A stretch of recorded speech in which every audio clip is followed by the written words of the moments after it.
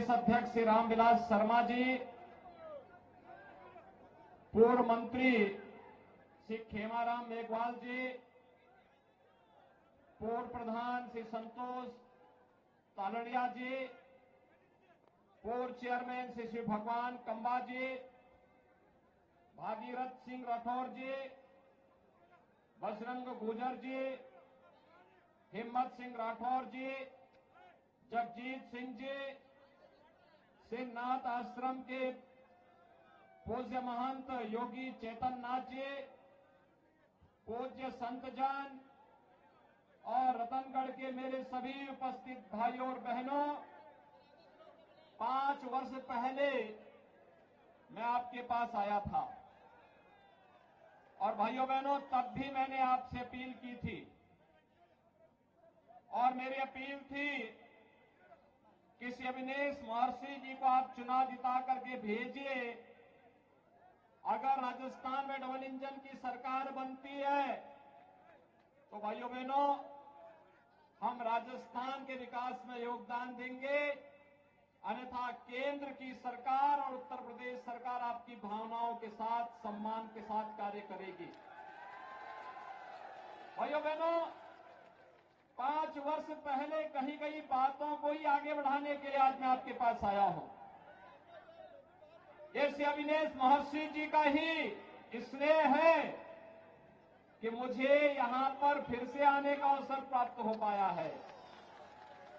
भाइयों बहनों मेरे कार्यक्रम लगे हुए थे, बहुत सारी जगह कार्यक्रम लगे हुए हैं, लेकिन उसी में ये हुआ कि रतनगढ़ की जनता से, जनता जनार्दन से हम लोगों ने पिछली बार जो वायदा किया था उस वायदे को निभाने के लिए और उस संकल्प की प्रतिपूर्ति के लिए एक बार फिर से मैं अपील करने के लिए रतनगढ़ आओ।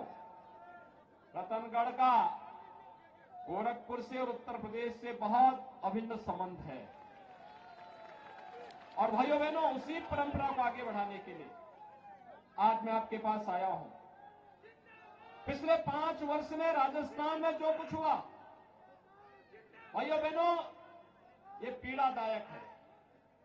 राजस्थान की कांग्रेस नेतृत्व की सरकार जनविश्वास खो चुकी है। आज यहां पर अव्यवस्था है, अराजकता है, गुंडागिर्दी है, भ्रष्टाचार है।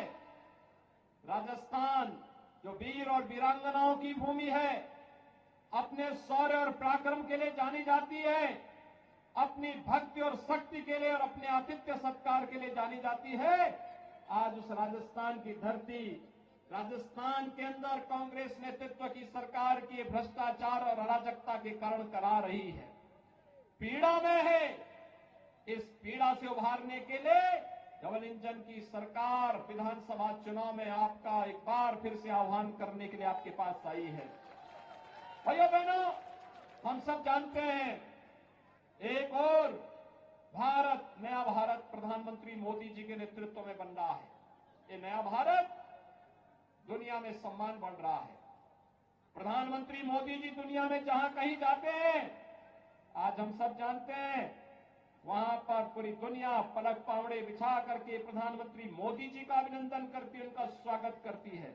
ये स्वागत मोदी जी के साथ साथ 142 करोड़ भारतीयों का स्वागत होता है। देश की सीमाएं सुरक्षित हो रही हैं। अब आतंकी घुसपैठ नहीं हो सकती, कोई अव्यवस्था और अराजकता नहीं फैला सकता, कोई कहीं आतंकी वारदात नहीं कर सकता, क्योंकि ये नया भारत है, छेड़ता नहीं है।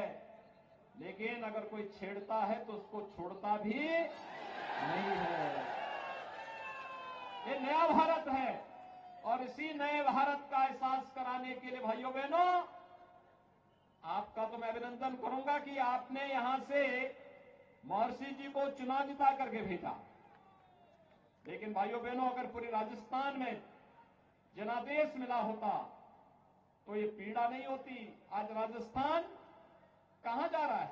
एक तरफ केंद्र सरकार प्रधानमंत्री मोदी जी के नेतृत्व में भारत विकास के नित नए प्रतिमान स्थापित कर रहा है।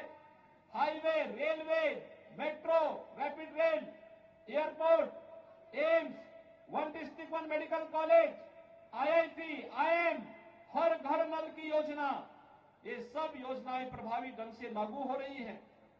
दूसरी ओर विकास की नित नई योजनाओं को लेकर के केंद्र की सरकार आ रही है, लेकिन भाइयों बहनों ये पैसा दिल्ली से आता है, जयपुर में अटक करके फिर बंदरबांट हो जा रहा है।